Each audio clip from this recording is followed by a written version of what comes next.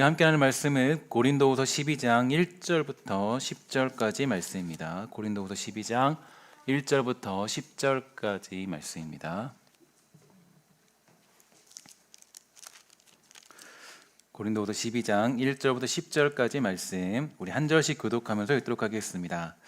무익 하나마 내가 부득불 자랑하노니 주의 환상과 계시를 말하리라. 내가 그리스도 안에 있는 한 사람을 아노니 그는 14년 전에 셋째 하늘에 이끌려 간 자라. 그가 몸 안에 있었는지 몸 밖에 있었는지 나는 모르거니와 하나님은 아시느니라. 내가 이런 사람을 아노니 그가 몸 안에 있었는지 몸 밖에 있었는지 나는 모르거니와 하나님은 아시느니라. 그가 낙원으로 이끌려 가서 말로 표현할 수 없는 말을 들었으니 사람이 가히 이르지 못할 말이로다. 내가 이런 사람을 위하여 자랑하겠으나 나를 위하여는 약한 것들 외에 자랑하지 아니하리라. 내가 만일 자랑하고자 하여도 어리석은 자가 되지 아니할 것은 내가 참 말을 함이라. 그러나 누가 나를 보는 바와 내게 듣는 바에 지나치게 생각할까 두려워하여 그만두노라. 여러 계시를 받은 것이 지극히 크므로 너무 자만하지 않게 하시려고 내 육체에 가시 곧 사탄의 사자를 주셨으니 이는 나를 쳐서 너무 자만하지 않게 하려 하심이라. 이것이 내게서 떠나가게 하기 위하여 내가 3번 주께 간구하였더니 나에게 이르기를 내 은혜가 내게 족하도다. 이는 내 능력이 약한 데서 온전하여 짐이라 하신지라. 그러므로 도리어 크게 기뻐함으로 나의 여러 약한 것들에 대하여 자랑하리니 이는 그리스도의 능력이 내게 머물게 하려 함이라. 그러므로 내가 그리스도를 위하여 약한 것들과 능력과 궁핍과 박해와 곤고를 기뻐하노니 이는 내가 약한 그때에 강함이라. 아멘. 한 주 동안 잘 지내셨습니까? 우리가 신앙생활하는 게 만만치 않고 또 점점 더 어렵다라는 것을 확인하게 됩니다. 그러나 우리가 마음을 지키는 자들은 더욱더 하나님을 향한 갈망이 커질 것이고 또 이러한 때를 통하여서 더욱 우리가 하나님을 향한 그런 믿음과 또 하나님을 향한 열정, 그 갈망들이 더욱더 커지게 될 줄 믿습니다. 하나님은 우리를 그 모든 실패 가운데 인도하시는 분이시고 그 실패 속에서 우리를 채우신 하나님인 줄 믿습니다. 지난주에 우리는 이 거룩으로 향하는 길에 대하여 제가 설명을 드렸는데요. 이 거룩으로 향하는 길에 대하여 여러분 좀 기억을 하십니까? 이 거룩이란 무엇인가에 대한 정의가 먼저 매우 중요한데요. 이 거룩이란 무엇일까? 제가 지난주에 아주 짤막하게 한 문장으로 여러분들에게 말씀을 드렸습니다. 이 거룩은 하나님 편에 서는 것이고 거룩은 하나님의 뜻 안에 서는 것, 이게 바로 거룩입니다. 그러니까 이 거룩은 우리가 뭐 친절해진다거나 이웃을 돕는다거나 하는 그런 아주 우리의 양심적인 차원이 아니라 이 거룩은 가장 중요한 게 하나님 편에 서는 것, 하나님 뜻 안에 서는 것, 이게 바로 거룩의 정의라고 말할 수 있는 거죠. 그래서 우리가 하나님 편이 된다라고 간단하게 얘기할 수 있는데요. 이것을 성령의 열매로 보면 제가 오늘 이 3부 예배 때도 말씀을 드리겠지만 이 3부 예배 때 보는 양선이라는 열매가 바로 이 거룩의 아주 중요한 이런 시작점이라고 얘기할 수가 있겠죠. 그럼 하나님은 어떤 방법으로 우리를 이 거룩으로 인도하고 양선과 자비와 같은 거룩의 열매들을 맺도록 허락해 주실까요? 우리가 좀 기억해 봐야 될 말씀들이 몇 가지 있는데요.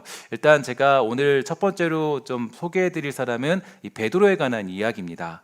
예수님께서 고난 받으시고 죽으실 것을 말씀하신 때 제자들에게 한 가지 논쟁이 벌어졌습니다. 어떤 논쟁이냐면 누가 더 크냐라는 그런 싸움을 벌이고 있었는데요. 그때 예수님은 섬기는 자가 되어야 한다라고 말씀하시면서 나와 함께 내 아버지 나라에서 내 상에서 먹고 마실 것이요 보좌에 앉아 이스라엘의 12지파를 다스릴 것이라는 그 복된 약속을 허락해 주시죠. 그러면서 예수님은 베드로에게 다음과 같이 말씀해 주셨습니다. 시몬아 시몬아 보라 사단이 밀가부르듯 하려고 너희를 청구하였으나 그러나 내가 너를 위하여 내 믿음이 떨어지지 않기를 기도하였노니 너는 돌이킨 후에 내 형제를 굳게 하라. 이렇게 예수님은 말씀해 주십니다. 그러자 베드로의 반응이 어떤 반응을 보이게 되나요? 아니 예수님 저를 어떻게 보고 그런 말씀을 도대체 하시는 겁니까? 제가 그런 유혹 따위에 또 그렇게 어떤 사단의 공격 따위에 제가 넘어질 것 같습니까? 제가 얼마나 충성된 종인지 우리 주님이 아시잖아요. 저는 죽어도 주님 당신을 배신하지 않습니다. 이렇게 베드로가 고백을 하죠. 그러나 예수님은 그때 말씀하세요. 뭐라고 말씀하시냐면 너는 너는 닭이 울기 전에 3번 나를 부인할 것이다. 이렇게 주님이 말씀하십니다. 결국 베드로는 어떤 길을 가게 되죠? 이 베드로는 예수님을 배신하는 길을 가게 돼요. 이게 참 놀라워요. 참 우리에게 충격적인 메시지입니다. 왜 이렇게 충격적인 메시지냐면 사실 우리가 예수님의 입장이라고 생각하면 이 베드로가 충성스러운 고백을 할 때 이렇게 얘기할 거예요. 그래, 베드로, 너 잘 마음 지켜야 돼. 마음 흔들리면 안 된다. 혹시 넘어질 수 있으니까 너 조심해. 날 배신하지 않도록 너 정말 조심해야 된다. 아마도 이렇게 얘기하는 게 참다운 리더고 또 우리가 생각하는 예수님의 그런 모습이겠죠. 그러나 이제 그 리더라는 존재는 사람을 격려하고 잘 다독여서 무슨 일을 할 수 있도록 하는 게 맞는데 오히려 예수님은 이렇게 얘기해요. 너가 그렇게 말해도 너는 나를 배신할 거야. 이렇게 얘기를 합니다. 이게 정말 우리에게는 좀 이해할 수 없는 그런 내용이에요. 그러니까 이해할 수 없는 내용인데 마치 이 길은 피할 수 없는 운명의 길인 것처럼 예수님이 말씀하십니다. 이렇게 보면 예수님은 좋은 리더 같지는 않아요. 마치 매정해 보이고 또 뭔가 이해할 수 없는 예수님의 대답을 우리는 그렇게 마주하게 됩니다. 근데 너무 놀라운 건요. 결국 베드로가 그 배신의 자리까지 가게 된다라는 거예요. 이 사실을 들었으면서도 이 얘기를 들었으면서도 그 예수님을 부인하는 자리까지 가게 되는 그 안타까운 현실. 이게 바로 우리에게는 너무나도 충격적이고 또 성경을 읽으면서 잘 이해가 가지 않는 그런 내용입니다. 마태복음 26장 69절 75절인데요. 이 말씀은 이제 베드로에게는 너무나도 비극적인 사건이죠. 베드로가 바깥들에 앉았더니 한 여종이 나와 이르되 너도 갈릴리 사람 예수와 함께 있었도다 하거늘 베드로가 모든 사람 앞에서 부인하여 이르되 나는 내가 무슨 말을 하는지 알지 못하겠노라 하며 앞문까지 나아가니 다른 여종이 그를 보고 거기 있는 사람들에게 말하되 이 사람은 나사렛 예수와 함께 있었도다 하며 베드로가 맹세하고 또 부인하여 이르되 나는 그 사람을 알지 못하노라 하더라. 조금 후에 곁에 섰던 사람들이 나와 베드로에게 이르되 너도 진실로 그 도당이라 내 말소리가 너를 표명한다 하거늘 그가 저주하며 맹세하여 이르되 나는 그 사람을 알지 못하노라 하니 곧 닭이 울더라. 이에 베드로가 예수님의 말씀에 닭 울기 전에 내가 3번 나를 부인하리라 하심이 생각나서 심히 통곡하니라. 바로 이게 베드로의 결말이고 베드로의 중간 단계입니다. 사실 이것은 우리 모두가 가진 신앙의 현 주소입니다. 우리가 그리스도인으로 살아갈 때 가지고 있는 현 주소이죠. 그러니까 우리 모두가 베드로처럼 다 한 번씩은 아니 몇 번씩은 아마 수없이 울면서 또 여러 가지 기도의 순간과 찬양과 예배의 순간들 속에서 주님께 고백했을 겁니다. 주님, 제가 당신을 위하여 제 인생을 바치겠습니다. 제가 당신을 위하여서 제가 절대 당신을 배신하지 않고 저는 당신께 온전한 예배를 드리며 당신이 나의 주인임을 고백합니다라고 그렇게 고백할 것입니다. 수많은 각오를 드리며 우리는 땅을 치고 무릎 꿇으며 하나님 앞에 엎드려 회개하며 기도한 적이 아마 이 영상을 보는 여러분들 이 자리에 있는 모두가 아마 그런 시간들을 전부 다 보냈겠죠. 그런데 어떻습니까? 우리는 너무나 작은 데서 넘어지고 맙니다. 그러니까 우리가 굉장히 큰 데서 넘어지는 것이 아니라 너무 작고 너무나도 그 사소한 것들에 대해서 쉽게 넘어질 때가 많이 있게 되는 거죠. 최근 우리는 이 코로나라는 전염병으로 인하여서 아주 길고 긴 터널의 신앙적인 싸움에 돌입하게 되었습니다. 그동안 현장 예배로 모이던 모임이 이제는 이 비대면을 중심으로 한 예배로 전환되었는데 앞으로도 이제 온라인 예배와 현장 예배가 병행이 되겠지만 온라인 예배는 아마 계속적으로 여러분들에게 굉장히 중요한 도구와 신앙의 싸움이 될 것입니다. 이러한 일들을 진행하면서 제가 조금 아쉬운 것들이 몇 가지 있는데 그 중에서 가장 속상한 것은 이 많은 분들이 또 신앙의 실패를 경험하고 있다라는 거죠. 그러니까 내가 신앙생활을 굉장히 잘하는 줄 알았고 내가 정말 열심히 예배를 섬기는 줄 알았고 하나님을 섬기는 줄 알았는데 너무나도 쉽게 그 온라인 예배와 타협하고 있는 자신의 모습을 보게 됩니다. 제가 지난 금요기도에도 말씀을 드렸지만 사실은 이러한 일, 그러니까 이런 코로나 사태가 나타나면 어떻게 보면 겉으로만 보면 하나님의 계획과 일하심과 그분의 섭리 속에 있는 것이라면 이게 그런 일이라면 하나님에게는 너무나도 손해이죠. 왜 손해냐면 안타까운 제가 이야기를 좀 하자면 사실 금요기도회나 주일 전원 예배 때 같은 시각에 원래 그 같은 그 시간에 우리가 그 예배를 참여하는 인원들이 예를 들어 주일 전원 예배는 한 90명, 85명에서 90명 정도가 우리가 평균적으로 작년에 모였고요. 그 다음에 뭐 그 1월까지 2월까지 모이게 돼 있죠. 그래서 1월, 2월은 좀 더 많이 모였고, 그 다음에 또 금요기도에도 한 60명 정도 이렇게 우리가 65명까지 우리 이제 코로나 사태 전까지는 그렇게 모이게 되었습니다.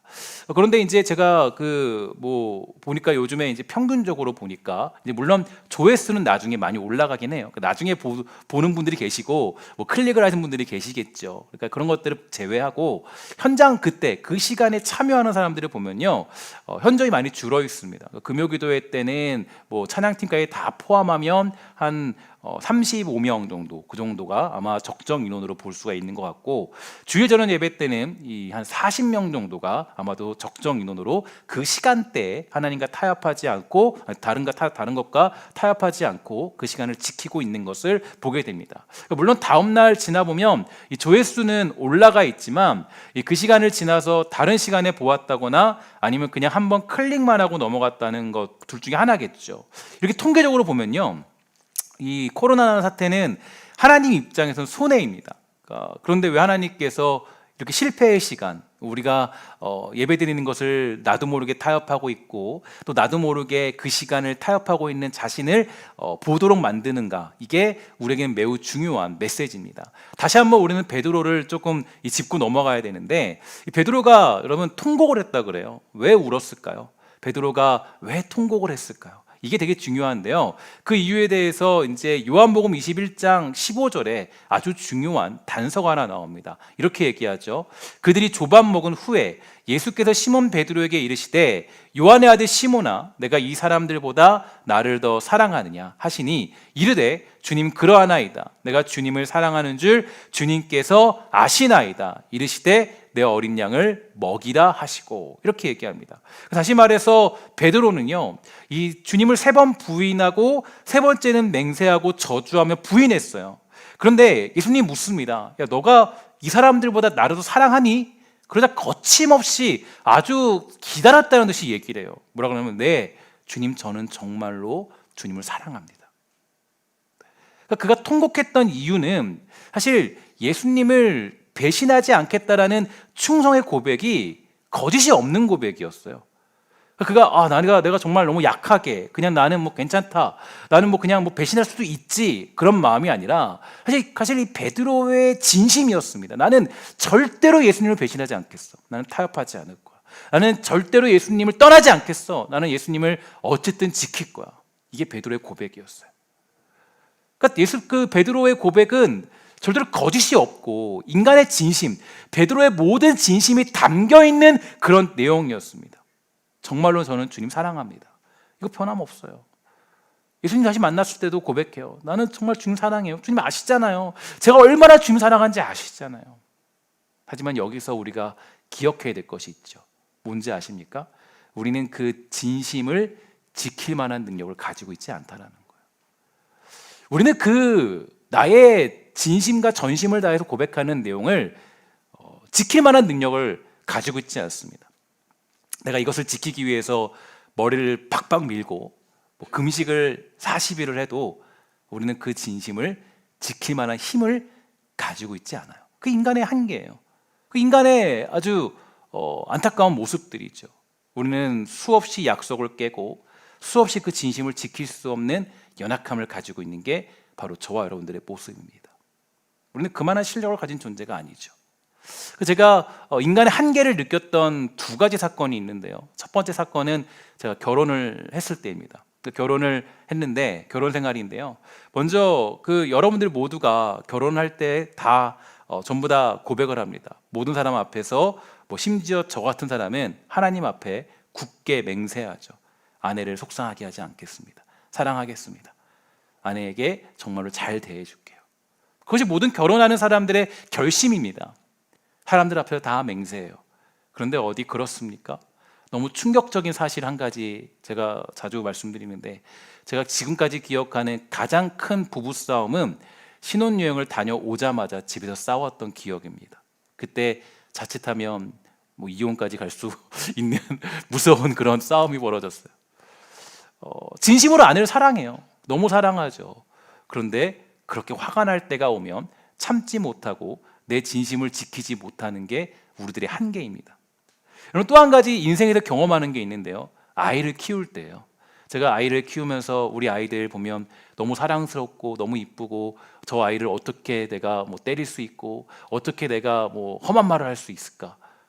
다들 그렇게 생각하죠. 부모님 가운데 야, 내가 얘는 잡아다가 그냥 험한 말 해야겠다, 얘 마음의 상처를 아주 깊이 쳐줘야겠다, 그런 사람 아무도 없어요. 너무 사랑하는 아들과 딸이죠. 근데 어때요? 내가 조금 회사에서 스트레스 받고, 내가 좀 삶에서 어려움이 있고, 내가 좀 짜증이 나고, 내가 좀 기분이 좋지 않으면 자기도 모르게 너무나도 사랑하는 그 아이와 그 딸과 아들에게 정말 입에 담지 못할 말도 하기도 하고 행동도 하는 게 우리들의 한계입니다. 인간의 한계예요. 인간은 그래요. 인간이란 존재는 그런 연약함이 있고 그런 한계가 있는 존재입니다. 이게 바로 우리들의 현실이란 거죠. 인간의 현 주소는 우리가 뭔가를 할 수 있다가 사실은 아닙니다. 그래서 사도 바울이 인간의 한계에 대해서 정확하게 표현한 것이 있는데요. 어떤 표현입니까? 오라 나는 공고한 사람이로다. 이게 인간이란 아주 중요한 정의를 사도 바울이 한마디로 해주는 겁니다. 인간이란 존재는 공고한 사람입니다. 무엇을 해도 공고해요. 내가 어떤 결심을 하고 얼마나 내가 대단한 일을 감당해도 우리는 매우 공고한 사람이에요. 언제나 우리는 상한 심령이 있고, 언제나 우리는 연약함이 있고, 깨짐이 있고, 구름이 있고, 넘어짐이 있어요. 그게 인간의 모습이에요. 우리는 무엇을 지킬 만한 능력을 가지고 있지 않습니다. 1923년 9월 1일 이 도쿄에 큰 지진이 일어나서 20만 명이 죽게 됩니다. 250만 명가량이 집을 잃게 돼요. 이 소식을 듣고 미국은 즉시 이 수송선 150척 분량의 구호품을 일본에 전달했죠. 당시 일본의 천황이었던 히로히토는 미국 대통령에게 이렇게 얘기합니다. 일본인은 미국 국민에게 감사하며 이 은혜를 영원히 잊지 않을 것이다. 편지를 친필로 써서 보내게 됩니다. 그런데 어떤 일이 벌어져요? 1941년 12월 7일 일본군은 미국의 진주만을 공격합니다. 이게 인류의 현실이에요. 우리가 은혜를 지킬 만한 그런 존재가 아닙니다. 우리가 뭔가를 할 수 있다. 사실 여기서부터 우리가 잘못된 그런 인간의 모습을 보여주고 있는 겁니다. 김남준 목사님은 자기의 책에서 이렇게 얘기해주고 있습니다. 은혜를 받는 것보다 더 힘든 것이 은혜를 지키는 일이다. 그리스도인이 신앙생활 가운데 넘어지는 이유는 은혜를 받지 못해서가 아니라 받은 바 은혜를 잘 지켜내지 못해서이다. 이게 사실 우리들의 너무 무서운 한계입니다. 저와 여러분들은 은혜를 지킬 만한 힘이 없어요. 그럴 수 있는 능력이 없습니다. 그래서 하나님이 원하시는 제사가 무엇이에요? 바로 상한 심령이에요. 상한 심령으로 드리는 제사예요. 주님, 저는 공고한 사람입니다. 언제나 예배할 때 우리의 고백은 이 고백으로 시작하는 거예요. 주님, 저는 곤고한 사람입니다. 주님, 저의 연약함입니다. 저의 상한 심령을 가지고 들고 나왔습니다. 이 고백으로 주님께 나아가는 거예요. 이게 은혜를 지키는 가장 중요한 비결입니다. 지난주에 그 아내와 또 아내 친구분과 함께 이야기를 나누게 되었는데, 이제 학교 선생님들이니까 학생들에 대한 이야기를 나누게 되었어요. 그러면서 요즘 아이들 이 중에 이제 이 정신적인 질환적인 문제를 가진 학생들이 매우 많아지고 있다라는 그런 이야기를 저도 옆에서 듣게 되었는데, 근데 그 문제를 해결하는 가장 좋은 방법이 뭔지 아십니까? 그러니까 우리가 정신질환의 문제가 있고 또 어떤 병에 대한 문제도 마찬가지예요. 그 모든 문제를 해결할 수 있는 가장 좋은 방법은 이 아이가 문제가 있다라는 것을 부모가 먼저 인식을 하는 겁니다. 그럼 먼저 인식을 할 때 그때 뭐 할 수 있어요? 그때 그 모든 문제가 쉽게 해결된다는 거예요. 그래서 부모가 아이의 문제를 전혀 인정하지 않는 학생들은 그 문제들이 고쳐질 기미가 전혀 보이지 않는 반면에, 어렸을 때 문제가 발견되더라도 부모가 빨리 그것을 인정하여 적극적으로 선생님에게 맡기거나 여러 가지 기관들을 통해서 그런 협력을 구하면 놀랍게 아이가 변하게 되는 것을 학교에서 볼 수가 있게 된다는 거예요. 무엇보다 중요한 건 그 정말 아이의 문제, 우리가 병에 걸렸을 때 마찬가지죠. 그 병에 걸렸을 때도 우리가 그것을 그 병의 위중함을 인정하는 것, 그것이 무엇보다 중요한 것입니다. 우리들도 그렇습니다. 하나님 앞에서 자신이 곤고한 사람이라는 것, 죄인이라는 것, 우리는 아무런 힘이 없다라는 것을 인정하는 것이 곧 은혜로 가는 비결입니다. 사실 한국교회도 얼마나 믿음이 대단한 것처럼 보였습니까? 대단한 교회를 쌓고 대단한 여러 가지 장비들을 드리고 대단한 힘을 가지고 있던 게 한국교회의 모습이죠. 사람들이 많이 모이고 여러모로 어떤 일이 터져도 교회는 무너지지 않을 것 같다, 이렇게 생각했습니다. 그러나 어디 그렇습니까? 정말 이 시기를 통해서 믿음이 강해지는 사람들도 있지만, 간절해지는 사람도 있지만, 그나마 드리던 온라인 예배도 다른 일들과 타협을 하고 믿음도 어디 가는지 모르겠고 아주 뒤죽박죽인 자기 현실을 보게 돼요. 우리의 결심이 얼마나 쉽게 무너지는지를 주님이 우리에게 한 가지씩 보여주고 계십니다. 우리 주님이 때로는 우리를 이런 방향으로 인도하고 있다라는 거죠. 저와 여러분들의 현 주소가 어디 있는지를 하나님이 정확하게 보여주고 계신 거예요. 그냥 보통 예배를 드릴 때는 괜찮은 믿음인 줄 알았어요. 할 수 있는 믿음인 줄 알았어요. 근데 어때요? 우리가 정말 이 온라인 예배를 드리니까 어떤 사람은 그러더라고요. 제가 원래는 아침에 11시에 예배를 드렸는데 그걸 드리다가 이제 잠을 더 자는 거예요. 그죠? 잠을 더 자서 또 좀 이따 드려야지. 오늘 약속 있으니까 좀 이따 예배해야지.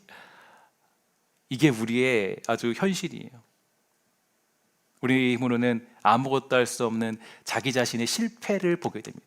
사실 우리 이것을 인정하는 것부터 시작해야 돼요. 우리가 아무것도 할 수 없다라는 것, 우리는 곤고한 사람이라는 것을 인정하는 것으로부터 하나님의 은혜가 발현되는 겁니다. 그것이 주님이 우리를 거룩으로 인도하는 방법이에요. 오늘 우리가 보는 본문에 등장하는 이 바울의 고백도 마찬가지죠. 일단 이 바울의 인생은 정말 만만치 않은 삶을 살았습니다. 고린도후서 1장 8절, 형제들아 우리가 아시아에서 당한 환난을 너희가 알지 못하기를 원하지 아니하노니 힘에 겹도록 심한 고난을 당하여 살 소망까지 끊어지고 엄청나게 고생을 당합니다. 그리고 이 환난에 대해서 11장에 가면 조금 더 상세히 밝히고 있는데요. 이렇게 얘기하죠. 그들이 그리스도의 일꾼이냐 정신없는 말을 하거니와 나는 더 그러하도다. 내가 수고를 넘치도록 하고 옥에 갇히기도 더 많이 하고 매도 수없이 맞고 여러 번 죽을 뻔하였으니 유대인들에게 40에서 하나 감한매를 5번 맞았으면서 3번 태장으로 맞고 1번 돌로 맞고 3번 파손하고 일주야를 깊은 바다에서 지냈고 여러 번 여행하면서 강의 위험과 강도의 위험과 동족의 위험과 이방인의 위험과 시내의 위험과 광야의 위험과 바다의 위험과 거짓 청제 중에 위험을 당하고 또 수고하며 애쓰고 여러 번 자지 못하고 줄이며 마르고 여러 번 굶고 춥고 헐벗었노라. 이외의 일은 고사하고도 아직도 날마다 내 속에 눌리는 일이 있으니 곧 모든 교회를 위하여 염려하는 것이라. 이게 바울의 인생이에요. 여러분들이 생각하는 바울의 인생과는 확연히 다르죠. 이 고생들은 잘 아는 것처럼 바울이 이방인의 사도로서 이 소아시아 지방에 전도 여행을 하고 교회를 세우면서 당한 고난들이었습니다. 이 이야기를 쓰게 된 이유는 고린도 교회에서는 사도 바울의 사도직에 대하여서 강력한 의문을 품게 되었기 때문이에요. 이 사람들은 정말로 바울이 하나님의 종이 맞다면 이러한 고난을 당하는 것이 말이 안 된다. 사도 바울이 사도인데 어떻게 이렇게 고난을 당하냐? 이게 사도의 모습이라고 얘기할 수 있어? 그래서 그렇게 사도 바울을 의심했고요. 두 번째는 그가 하나님의 말씀을 전하는 것이 시원치 않고 유능해 보이지 않고 무능해 보이는데도 하나님께서 이런 사람을 사용하시느냐라는 두 가지 이유로 사도직에 대해 의문을 제기했어요. 그런데 이에 대한 사도 바울의 변증이 놀라워요. 사도직을 변증할 때 여러분 같으면 어떻게 하겠어요? 내가 어디 대학교 나왔고 나 얼마나 목회 경력이 뛰어나고 내가 얼마나 대단한 설교자고 내가 얼마나 여러분들에게 정말 그냥 추앙받을 수 있는 많은 조건들을 가지고 있는지 아냐? 라고 질문하는 게 맞겠죠.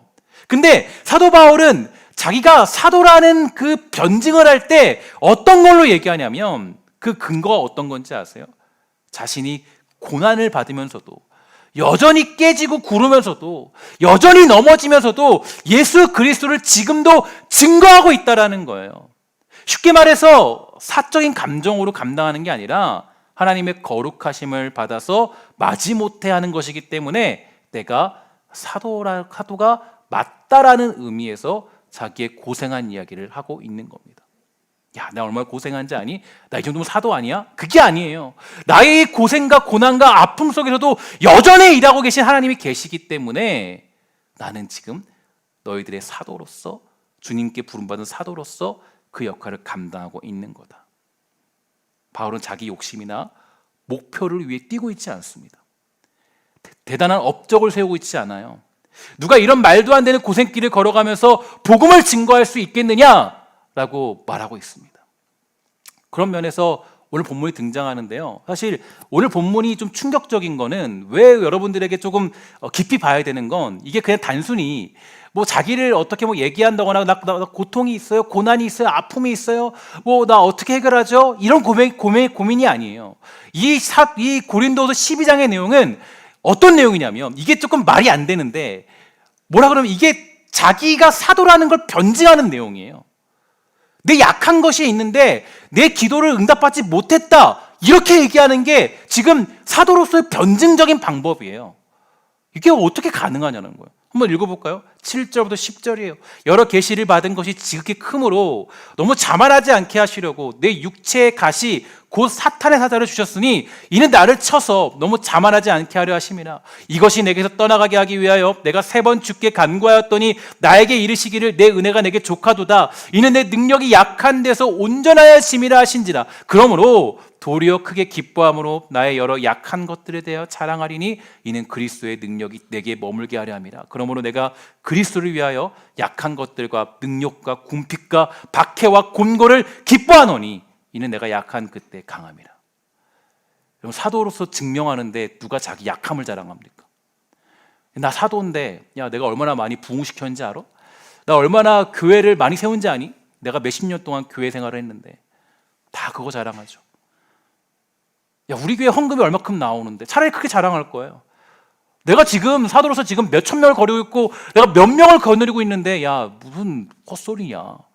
근데 사도 바울이 자기 증명을 할 때, 자기 변호를 할 때, 그 어떤 사도로서의 자기를 드러낼 때 내용이 고린도서 12장이에요. 이게 말이 되냐고요. 여러분, 이거는 우리가 가지고 있는 믿음이라는 상식적인 수준에서는 이해가 가지 않는 부분이에요. 아니, 왜 이런 걸로 자기를 증명하고 있냐고요. 사도 바울이 한 일이 얼마나 많은데. 바울이 무슨 일을 했어요? 바울의 그림자만 밟아도 병이 났고요. 옷자락만 잡아도 병이 나. 차라리 12장에서 뭐라고 증명하냐면 이렇게 얘기해야 돼요. 야, 내가 지나가는데 내 그림자를 누가 밟았더니 누가 병이 났어. 이 정도면 사도로서 너희들 인정해 줄 만하지? 너 괜찮지? 어때? 이 정도면 내가 사도로서 괜찮니? 하나님과 함께하는 사람이야. 근데 사도 바울이 아니에요. 뭐라고 얘기하냐면은 내 약한 것이 있어. 내가 3번 주께 간구하였더니 하나님이 얘기하는 거예요.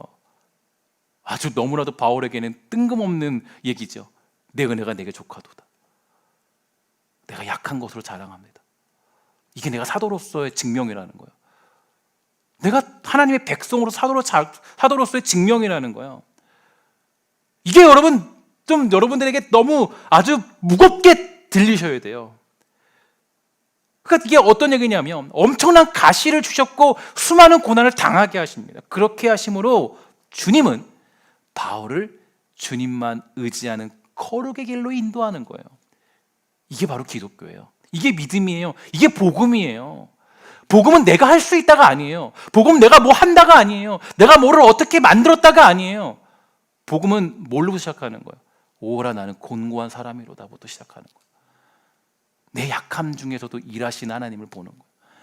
매일같이 실패하고 깨지고 구르고 넘어지고 수없이 넘어지는데도 불구하고 그래도 하나님의 일하심이 여전히 내 안에 존재하는 것을 믿음으로 고백하는 게 복음이에요.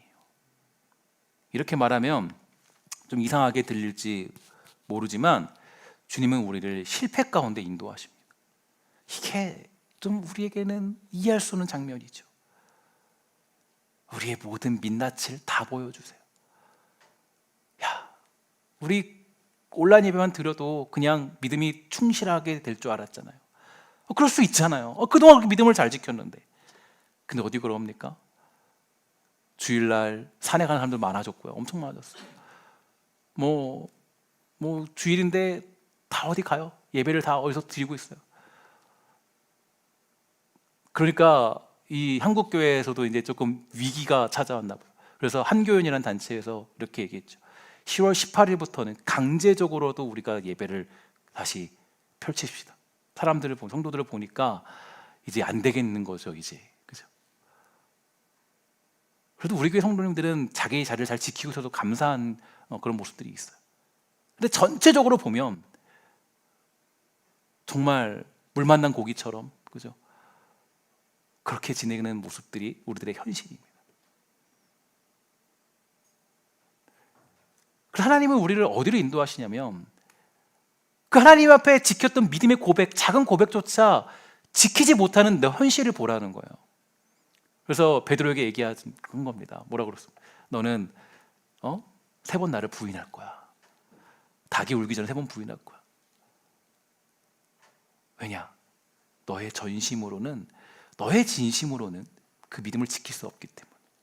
믿음은, 구원은 너가 만드는 게 아니라 바로 내가 그 구원을 이루어가는 주체자고, 우리는 거기에 따라 부름받은 그런 주의 백성으로 살아가는 게 바로 우리의 고백이라는 거예요. 그래서 우리는 때로는 예배 가운데 울면서 주님 앞에 엎드려 회개하고 울면서 기도하는 그런 시간들로 오는 거예요. 하나님 앞에 공고한 사람입니다. 하나님의 은혜 없이 살 수 없어요. 하나님, 난 너무나도 쉽게 깨지고 굴렀어. 이번 주도 너무 쉽게 넘어졌어요. 거룩이라는 건 내가 얼마나 율법적이 되며 말씀을 잘 지켰느냐가 아닙니다. 하나님 편에 서는 거예요. 그래서 하나님은 우리를 어디로 인도하시냐면 하나님 편에 서도록 만드세요. 내가 만약에 막 승승장구하고 내가 막 잘되고 내가 뭔가를 잘해내면, 내가 뭔가를 완벽하게 이뤄내면 우리 하나님 편에 서지 않아요. 내 편에 서죠. 하나님 보세요. 내가 이렇게 하자는 거. 실패가 있을 때, 넘어짐이 있을 때, 그때 우리는 하나님 앞에서 그 주의 백성으로 살아가고자 하는 믿음의 고백에 가게 되는 겁니다. 고린도후서 12장 9절 이렇게 얘기합니다.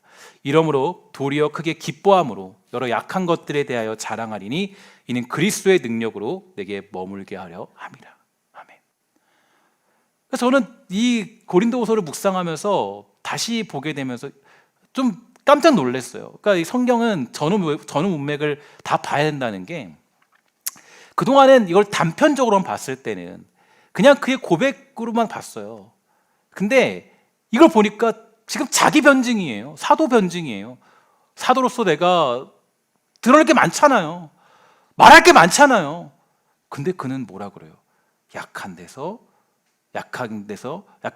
것들에 대해 자랑하니 이는 그리스도의 능력으로 내게 머물게 하려 합니다. 이게 사도로서의 가장 중요한 믿음의 고백이라는 겁니다. 약함을 자랑해요. 문제를 기뻐합니다. 아픔을 받아들입니다. 여기에 자신을 인도하시는 하나님의 뜻과 거룩으로 자신을 이끌어 가시며 사도로서 여전히 일하도록 하시는 하나님의 능력을 우리는 볼 수 있게 되는 겁니다. 사랑하는 여러분, 신앙의 실패들을 맛보고 있습니까? 무너지는 자기의 상황을 보고 있습니까? 주님께 온전히 예배드리겠다는 그 고백이 혹시 온라인 예배를 통하여서 산산조각 나고 있겠습니까? 그러나 잊지 마십시오. 자기 진심을 지키지 못하는 그 곤고한 사람이로다라는 고백으로 하나님이 여러분들을 인도하고 있는 겁니다. 구원은 우리가 힘차게, 굳세게, 진심을 다해 고백했다고 이루어지는 것이 아니라, 구원은 하나님이 이루어 가시는 겁니다. 오늘 이 복음의 능력을 다시 한번 확인하시고 무너지는 자신 속에서 거룩으로 인도하시는 하나님의 능력과 그분의 일하심을 보게 되기를 주의 이름으로 간절히 소망합니다. 오늘 우리가 보는 본문은 자기 약함을 토로하거나 바울의 신세한탄이 아니라 사도로 쓰임받고 있음을 증명하는 고백임을 우리는 기억해야 됩니다. 복음은 우리를 드러내는 것이 아닙니다. 우리가 영웅이 되는 게 아니에요. 내가 믿음이 있어 보이는 것이 아닙니다. 야, 저 사람은 믿음이 있어 보이네, 괜찮네, 영웅적인 사람이네, 그게 아니라 자기의 약함 속에 결국 하나님 앞에 엎드려 오직 하나님의 은혜만을 고백하는 것이 곧 복음이고 기독교의 신앙이고 우리의 믿음입니다. 자기의 약함으로 인해서 좌절하지 마시고 실망하지 마십시오. 여러분, 조금 넘어졌다 할지라도 그것이 여러분들이 약함이 있다라는 것을 하나님이 보여주시는 거예요. 그 연약함 속에서 여러분 다시 한번 힘내시고 하나님이 여러분들을 그 구원의 길로, 그 거룩의 길로 인도하신다라는 것을 여러분 기억하시면서 다시 한번 거룩으로 인도하시는 하나님의 도우심을 바라보며 오늘도 그 거룩의 길을 달려가는 주님의 백성이 다 되시기를 주의 이름으로 간절히 소망합니다. 우리 함께 마음을 다해서 함께